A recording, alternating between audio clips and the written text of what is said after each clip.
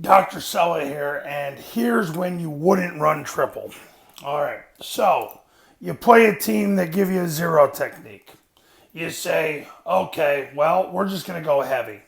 We're going to do what Army and Air Force are doing, and we're just going to go heavy because we're going to force the zero technique to move because we brought the tackle over, and now the center of the offensive line is right here.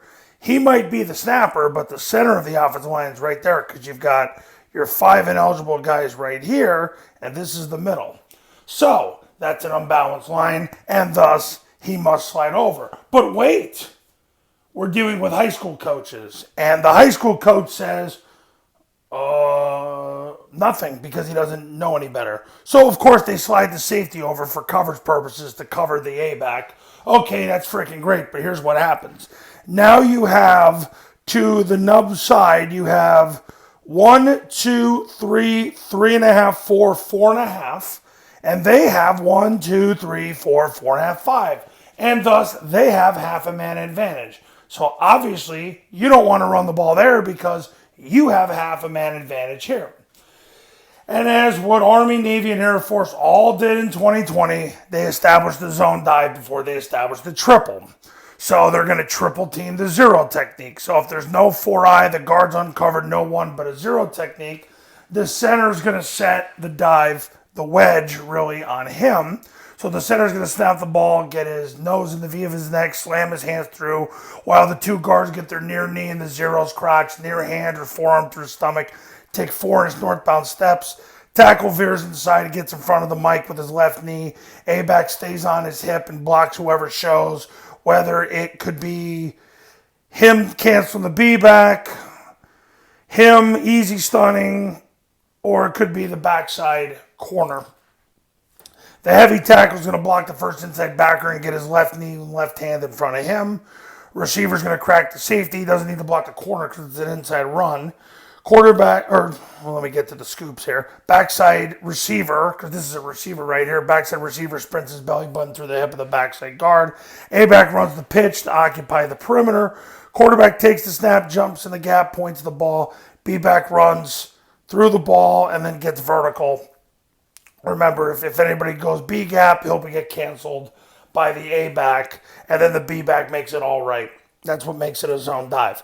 So, obviously, you get 4 yards on that, you're not going to need to run it. But let's say nobody's canceling the B-back. Let's just say they do what most high school teams do. He takes the quarterback, and he takes the pitch, and he kind of, you've got the pitch, and they let you hand the ball off. Well, now you can make them pay for it. That's what the beauty of heavy zone dive. Let's say you don't get 4 yards on it. Let's say you hand the ball off, and these guys, they go up the field, but maybe the mic makes the tackle. You get a gain of less than 4. You're going to come back and run the zone option.